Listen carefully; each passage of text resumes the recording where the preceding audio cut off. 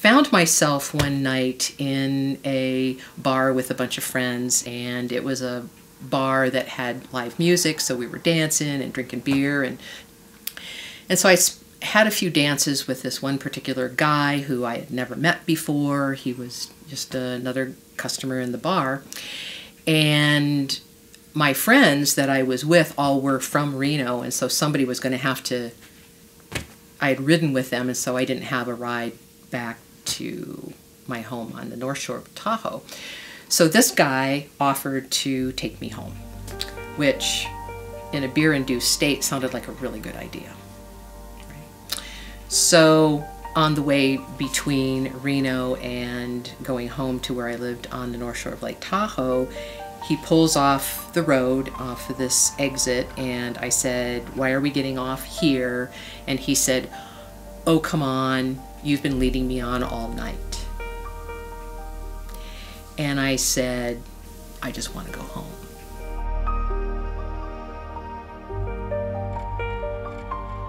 He locked the doors of the car and basically proceeded to attack me in the front of the vehicle. And I was, you know, of course, fighting and kicking and screaming to no avail, because this was an exit out in the middle of nowhere on the side of a mountain. At one point in my struggle, he had me around the throat and was choking me. And I had somehow gotten turned onto my stomach, you know, so I had squirmed away from him, gotten turned onto my stomach. And he had a hold of me around the throat, and he said, "Why don't you turn over and take this like a woman?" to me. And I just remember just being so enraged in what that even meant, and all of the implications and the power, you know, the trip that this guy was on. And I remember thinking at the time, you know, I'm not going to win this one this way. You know, I'm not going to be able to get out of this, but this is not worth dying for. You know, I'm either going to have to let this happen and recover from it somehow, or I'm going to die. And I don't want to die for this, because I can get over this. I can get past this. I remember going to get myself checked for a sexually transmitted disease. I went to a clinic, and I said, well, I told them what happened. I told them that I was raped, and all of a sudden, you know, the mood in the room changed, and all of a sudden there were all of these medical people and counselors, you know, just basically descended on me, and it was so overwhelming that I just said, I can't talk about this. I don't want to talk about this. I'm fine. I just want to know if I have a sexually transmitted disease, and then you need to let me go. So I couldn't, you know, there was so much belief on my part that I had put myself into a position and that I had gotten what I deserved, that it was like I couldn't even do anything with it. I couldn't do anything about it for a long, long time. So I basically just went on with my life and just kind of stuffed it away. And it was just kind of festering in there for years. You know, this belief that, you know, I deserve that. I deserve to be treated that way. So it was pretty intense. And so eventually I started to realize that if I was going to actually function fully as a human being, I was going to have to deal with this. But I didn't start dealing with it for years, because I went through a really, really long period of time where it felt like I was doing whatever I needed to do to not deal with all of the reality that, you know, was kind of around me and was inside of me. I needed to stop feeling like I deserved bad things to happen to me. That was the big realization that I came to during those years.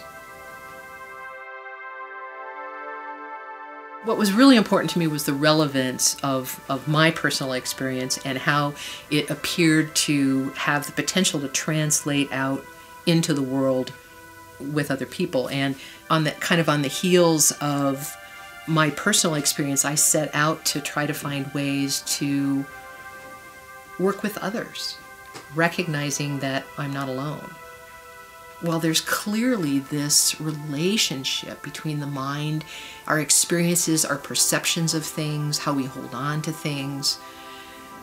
So it became more and more clear to me the more I read the science, the more I understood from my personal experience and worked with other people that, you know, this is not unique. This is not unique to me, that this is a very human experience. But it became kind of a mission to me to help understand, and it was very personal. It was very personal because I wanted it for me.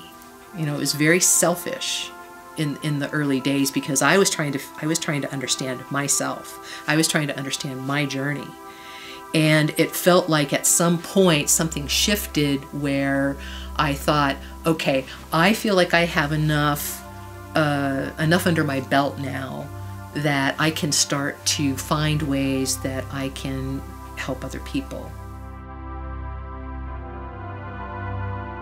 I think that in order to work with other people, you have to be in your own process. You have to recognize what your agendas are. You have to recognize what your buttons are. You have to recognize your triggers. You have to know yourself before you can sit in a room, put your hands on somebody, do any kind of work that is helping someone else. So I do have a practice as a body talk practitioner. I'm also an instructor. And I was attracted to the work because of its holistic nature. And if I were to say that part of why Red Willow happened, it's because of my understanding of the underpinnings of what body talk is. One of the things that I appreciate about the work is that it is one of the most holistic systems I have ever seen. It allows all of the experiences, all of the training, everything that you understand to come to bear for the person that you're working with as it's appropriate. So what it taught me was that all things matter, all things work, and really what we're looking for is the right combination done in the right order. What are the avenues that we have available to us to be able to process that in a way that ends up being helpful to everybody? You know, because if I can help me, that means that there's hope for other people. If I can help me and you're in relationship with me, then that helps you. So it's that idea that world peace starts here. It's that idea that our personal interior journey has the ability to ripple out into the world in ways that we can't even fathom. My path is going to be to healing is going to be very different than the next person because we're all individual people, and it's required that we approach our recovery as individuals also. So some days I might do a meditative practice and a little qigong, and another day I might do some writing and meditating, you know, something, you know. But I found that there are many ways to get to the state of mind that allows, I guess the best way I can put it for me is it allows clarity. From where I sit right now, if that's what it took, if all of those experiences are what it took to get me where I am, I would do it again. Because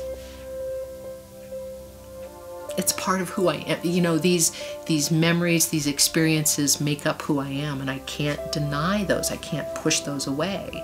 But what I can do is I can look at them and say, I got through this. I figured it out. I had a lot of help, thank God, along the way. I have a lot of tools now.